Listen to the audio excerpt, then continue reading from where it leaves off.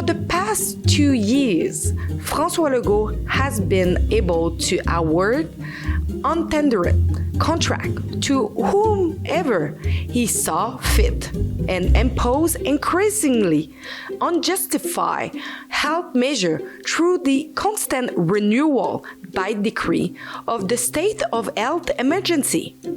The leader debate will take place in August, where Legault will have to answer many questions regarding his management of the pandemic and lack of transparency regarding the disastrous handling of Quebec elder care facility and nursing home.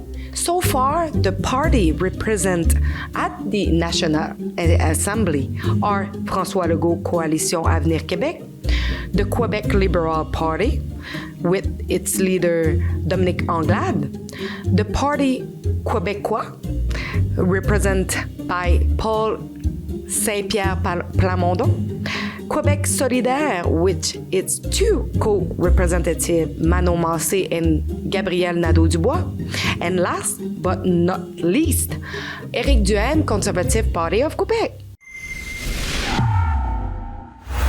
I'm currently at Milan Restaurant, where Mr. Legault will be here for an event with his candidate for the riding of Marie-Victorin, because today is the by-election, and that will probably decide what will coming next on the 3rd of October, where the real election will take place. So we'll see if they will let us attempt into the event. On n'est pas sur la liste. Donc, M. Legault a décidé quels médias il pouvait avoir de son côté? Je sais pas, moi j'avais une liste. OK, c'est bon. C'est beau. We are not allowed to enter because we are not in the list. Same if I wrote to the media press person of Mr. Legault, same if I write to the party, no answer from them, and I can show you the proof. Just move on the sidewalk, please. Mon Dieu. S'il te plaît, merci. Mais, je te le demande. Mais, oui, peux-tu juste comprendre pourquoi? Parce que le terrain ici est réservé. OK. Puis en ce moment, vous n'êtes pas invité. Fait que ça me dérange pas que vous fassiez vos affaires, mais sur le trottoir. Merci. OK. Mais correct? touchez-moi pas, par exemple. Je te touche pas pendant que je t'interromps. Justement parce que j'étais en train de faire mon topo. Tu peux le faire, mais sur le trottoir, merci. It just came to me to push me away, but as you know, it will probably not doing that with TVA or other like mainstream media from home. So because we are not invited to be here as well. So let's talk with some of the protesters. As you can see, like a lot of protesters is here. I just want to know why they are here today. Je veux juste qu'ils voient qu'il y a du monde qui sont là présents, qui sont pas d'accord avec lui, qu'il n'est pas tout seul à décider que le peuple est là, puis qu'il doit l'écouter le peuple. C'est pour ça que je suis ici, pour qu'il y ait du monde. J'aimerais ça qu'il y en ait plus encore, pour qu'ils voient l'ampleur du mouvement, qu'on n'est pas tous d'accord avec ces mesures. C'est pour ça. Donc, vous voulez faire passer votre message? Oui, mais je ne vais pas aller crier après. Là. On en reste quand même une société civilisée, puis on a le droit de manifester, on a le droit de montrer notre désaccord tout en restant pacifique. On est là pour donner notre voix de la liberté, pour que les enfants n'aient pas besoin de porter d'un masque encore. On est la seule province à avoir encore le masque. Ça, c'est incompréhensible. Puis on sait bien que quand tu te lèves, que tu remets le masque, que tu l'enlèves, que tu le remets, ça sert absolument à rien. Fait que freedom! Parce qu'on veut voir M. Legault, on veut lui dire qu'est-ce qu'on a, on veut lui dire. Là. Fait qu'on espère de le voir. Puis on veut lui dire qu'on est contre toutes ces mesures. On veut le voir vraiment qu'il nous parle, parce qu'au lieu de se cacher, il se cache toujours de nous. Comment vous allez faire pour faire passer votre message, c'est ça? Mais on va rester jusqu'à temps qu'il sorte. Puis on espère que même s'il nous répond pas, au moins il va nous entendre. Tu vois une vague d'avance?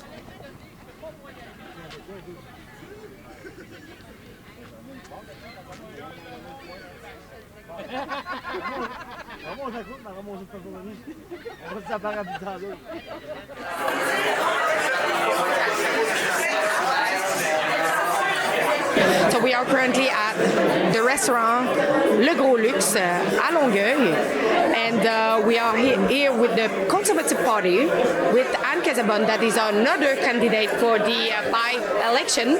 We are waiting for the result of the by-election, and we will see what will happen tonight and who will win. Janvier-février, on était à 1,9 %. Là, aujourd'hui, on nous donne à 10. Et à l'entrevue que j'ai faite à LCN avec Emmanuel Latraverse, on a dit que si on faisait au moins 10, c'était une grande victoire. Imaginez, si on fait en 3 mois en même temps, on a augmenté comme ça, imaginez le 3 octobre. On voit ça comme ça, on va persévérer, on va continuer. Donc, je me trouve en présence de Anne Casabonne, la candidate vedette pour le Parti conservateur du Québec. Elle a quand même récolté la 4e place pour les élections partielles dans Marie-Victorin. Anne Casabonne, comment vous trouvez les résultats? Est-ce que ça vous a surpris un peu? En fait, nous, on est parti à 1,9 %. On était en février à 1,9 %. Là, aujourd'hui, 3-4 mois plus tard, on est à 10. On a battu le Parti libéral du Québec, un des plus gros partis qui est subventionné. Nous, on n'a rien de ça. Alors donc, pour nous, c'est une immense victoire. On monte lentement, mais sûrement. Fait que là, si on a réussi à quintupler approximativement nos gains, imaginez le 3 octobre ce qu'on est capable de faire. Je rappelle qu'on a le pire bilan au Canada malgré toutes ces mesures-là. Moi, si j'étais un gouvernement et si je savais que les mesures avaient fonctionné, je serais fière de les montrer. Ça fait 2 ans qu'on les attend, on les a pas. Alors donc, pour moi, c'est un gros indice. En fait, pour nous, c'est un gros indice qu'on nous cache quelque chose et qu'on impose des choses aux gens qui ne devraient pas être imposées, sans preuve. Voilà. Est-ce que ça vous a surpris que ce soit la CAQ qui soit élue aujourd'hui? En fait, ça me fait de la peine que ce soit la CAQ qui soit élue aujourd'hui. Ça me fait beaucoup de peine, mais on va concéder la victoire. C'est les gens qui ont choisi, c'est les gens qui ont parlé de Marie-Victorin. Alors donc,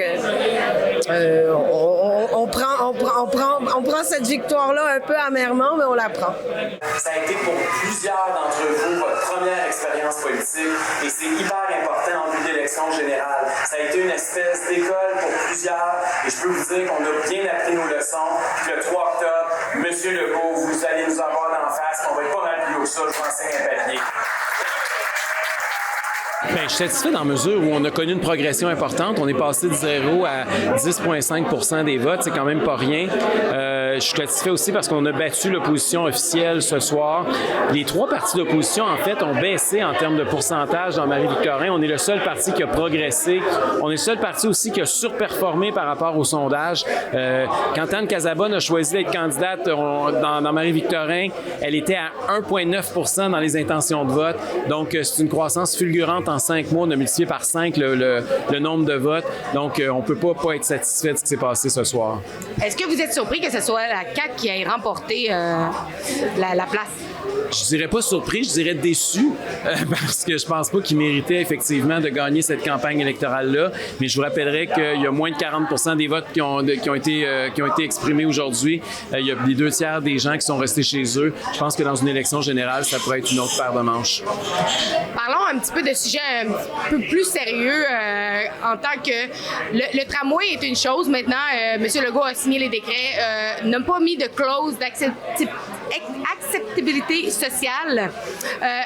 Plusieurs personnes se demandent si vous êtes élu en tant que premier ministre ou par opposition officielle, aurez-vous l'opportunité de faire renverser les choses? Absolument. Écoutez, là, pour l'instant, c'est un mandat de commencer à faire des plans. Ils peuvent planifier tout ce qu'ils veulent, mais ils ne commenceront pas la construction du tramway. Il y a une élection qui va avoir lieu le 3 octobre.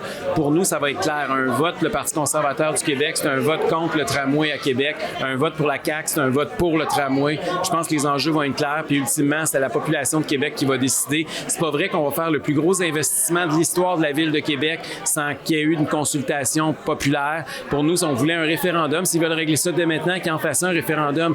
Mais on a un maire de Québec qui a été élu en disant qu'il n'y aurait pas de dalles de béton, qu'il n'y aurait pas de fil électrique dans les airs, qu'il n'y aurait pas de dépassement de coûts, qu'il n'y aurait pas de coupure d'arbres sur René Lévesque. On s'est fait promettre mer et monde et aujourd'hui, malheureusement, on se retrouve avec le même maudit tramway que Régis Labaume appuyait, qui lui-même avait été élu contre le tramway, puis c'était Mme Guérette qui avait eu juste 15 % des votes qui avait fait campagne pour le tramway.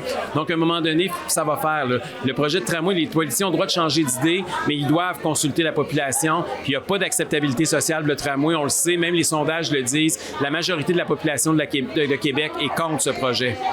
Et on sait que au niveau fédéral, M. Pierre Poilievre, qui est en train de se présenter en ce moment, est en train de parler d'arrêter la subvention pour la CBC.